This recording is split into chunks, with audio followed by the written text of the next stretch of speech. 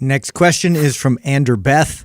Are there any common situations where a caloric deficit would not result in weight loss? Yes. Now here it is. Ready? First of all, if you're in a calorie deficit, your body is making up for those calories by burning tissue. But how can you not lose weight from that happening? Gaining more water weight. This is where you may see your weight stay the same because you're holding more water, even though you're losing body fat or even muscle.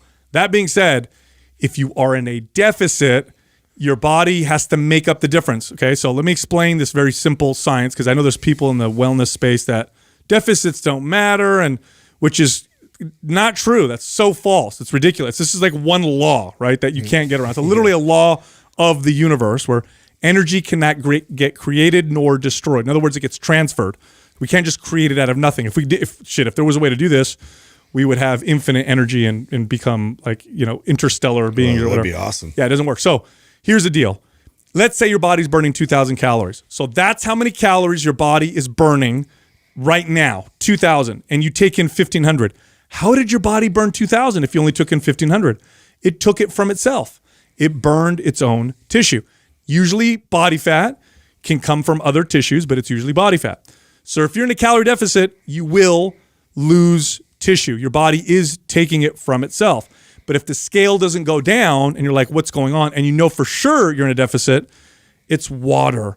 And this one really messes people up. I can't tell you how many times it would mess up clients of mine because they come back and be like, oh my God, I gained 2 pounds or 3 pounds, or I lost 3 pounds. I ate like a crazy over the weekend and I lost 3 pounds. What does this mean? Or vice versa. And it's like, okay, let's give it a few weeks and see if it sticks. Because I don't know about you guys, but my body weight could fluctuate 5 pounds in one day just from water. So this was something I always knew, but I didn't communicate it a lot until I went through those 3 years of competing, and I had to track and measure, and I was so diligent about everything so consistently, and I saw, holy shit, how much. So I actually got to a place where I was fluctuating 9 pounds in the night. So I would go 9. Now, mind you, I'm doing 1.5 gallons to 2 gallons of water. You're a big dude, lots of muscle. Yeah, 230 pounds. So that's a lot for the average person, but it is not that far off, like 3 to 5 pounds, the average person easily can fluctuate. And that is a lot. 3 to 5 pounds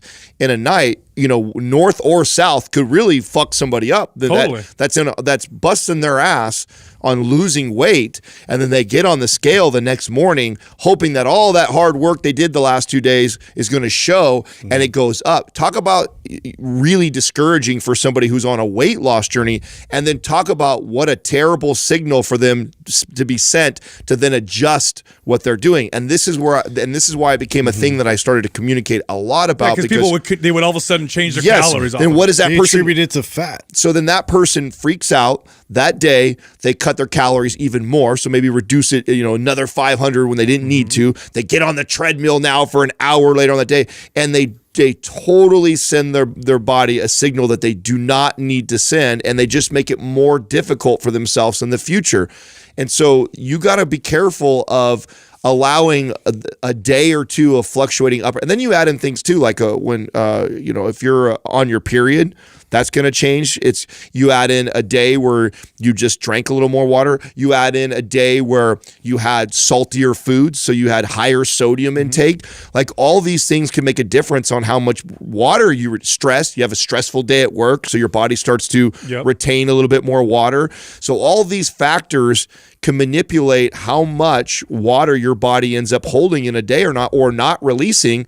And a lot of times people allow that to dictate what they do nutritionally and exercise-wise, and then they just make it worse for themselves. Yeah, this is the number one reason why extremely low-carb diets became so popular. It was not the only reason, but it's the number one reason, because you see very fast initial weight gain with a low carb diet. You don't retain quite as much water when you take the carbs. Oh, it's right a away. Lot. Every 3 grams of carbs that you intake, your body holds on to 3 ounces of water. Yeah. So you take somebody who's eating 300-400 grams of carbs every single day and do the math. That's how many ounces of water their body is not holding on to now. I'll easily, if I cut my carb, and I don't eat a lot of carbs anyway, but if I cut my carbs, I'll easily lose 8 pounds within a week on the scale. But I know it's water. I'm not burning 8 pounds of body fat in a week. So it's definitely important to consider that. But again, deficit or surplus by the way, when people say it doesn't matter, either A, they're totally negligent, ignorant, and idiots, or B, they're confusing what may be happening. Because yes, you can adjust, you can change how many calories your body burns, which then makes it no longer a deficit or no longer a surplus. And then they'll come across and be like, no, calorie surplus or deficit doesn't matter because I ate the deficit. I haven't lost any weight. Well, your body adjusted its burn. So again, the deficit or the surplus, that ultimately it will make or break whether or not you gain or lose weight. So what you're saying is we can't create energy from nothing until we get a tesseract. Yeah, totally. Okay. Hey, if you enjoyed that clip, you can find the full episode here, or you can find other clips over here. And be sure to subscribe.